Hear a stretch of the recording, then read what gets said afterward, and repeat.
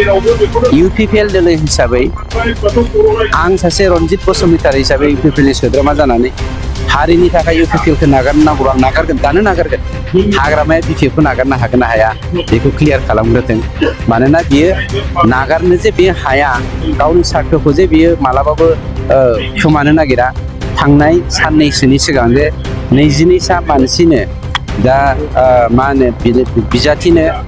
जोंनि 22 ता बियाबावहाय बिजाथि हिसाबै जि मुं मख'बाय जाबाय बा डिक्लेयार खालामनो हानाय जाबाय बेनिफ्रायनो फोरमान मोननाय जायो UPPL दोलोनिफ्राय मोनसे बाथ्राया सैथो राजखान्थिया हारिनिख्रुइ देरसिन जानो हाया आरो जोंबो सासे बर'नि फिसा जानानै बर' हारिनि राव हारिमु थुनलाइ आसार खान्थि आरो जोंनि जा थामोनथानि थाखाय जोङो दावहा नांबोदोंमोन बिनि जोङो व्यक्ति हिसाबै देरसिन जानो हाया हाग्रामाया जुदि प्रकृत बे खामानिखौ गावनि बुंनाय बायदि मावनो नागिरदोंब्ला फैगौ जोंनि दुलाराय बर' फरायसा आफादनि दैदेननायाव 15 आगस्तनि सिगां जे मोनसे जिरायनो हागौ बेवहाय रेडि जानानै फैथों जोंबो रेडिखा खिन्थु जोङो मोनसे बाथ्राखौ दिनै रोखा हमनो हादों दि बिथाङा मावनो गोसो गैया बिथांनि बुंनाय आरो मावनायनि सायाव फारागथि दङ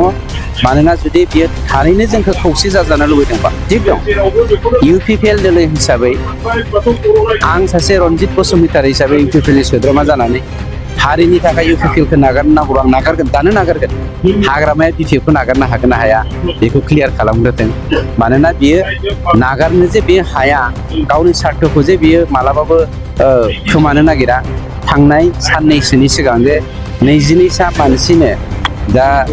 मा होनो बिजाथिनो जोंनि 22 ता बियाबावहाय बिजाथि हिसाबै जि मुं मख'बाय जाबाय बा डिक्लेयार खालामनो हानाय जाबाय बेनिफ्रायनो फोरमान मोननाय जायो UPPL गासै मोन 22 ता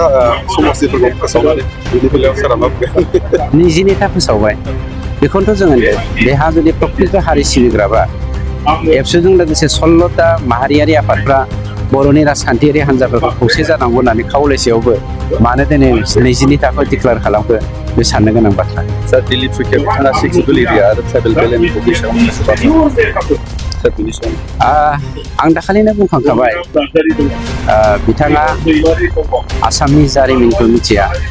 बिथाङा गाव आसामनि असमिया नंगौना नङा आंहा बिनि सायाव दाउट दङ जायनि जाहोनाव बे आसामनि हिस्ट्रिजों सोमोन्दो थायै जाय बर' हारिया बिनि थागिबि बिनि गुदि खिथा मिन्थियै जाय बर' हारिनो ब्रिटिशफोरानो ट्राइबेलफोरनो 1882 मायथाइयावहाय बेलेम ब्लकखौ क्रिएट खालामनानै गालांबाय बेनि नलेज गैयै सासे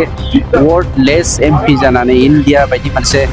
पृथिबीनि देरसिन गणतन्त्रनि सासे बिगोमा जानानै बिथाङा जे बे बाथ्राखौ आं बुंदों बे सोंखारिथावना बाथ्रा आरो बिथाङा जुदि 6 सिडिउल आरो मा होनो बेलेन ब्लकनि बाथ्रा फारागथिखौ लानानै मोनसेल' जानांगौ बा आलादा जानो मोना होननानै बुङोब्ला आसाम गभर्नमेन्टआ बर'फोरनो बर'लेण्ड डिक्लेयार खालामनानै होबानो जाबाय स्टेट डिक्लेयार खालाम जोंनोथ' काउन्सिल नांखायानोमोन दानो काउन्सिलखौ केन्सेल खालामनानै स्टेट क्रिएसन खालामनानै होबानो जाबाय मस्ट वेलकाम सर BPF नि दैदेनगिरि बिथाङा बे फैबायदानि बिसायख'थिखौ BTC बासायनायनि बिसायख'थि गेलेनांगोन हाग्रामा बासायनायनि बिसायख'थि हाग्रामानि बिहावनि साहा बागान बासायनायनि बिसायख'थि हाग्रामा आरो बिथांनि बिबोनांनि मान मर्यादाखौ बासायनायनि बिसायख'थि होननानै हाग्रामाया साननो हागौ खिन्थु बर' हारिया मिसगाइडेड जाया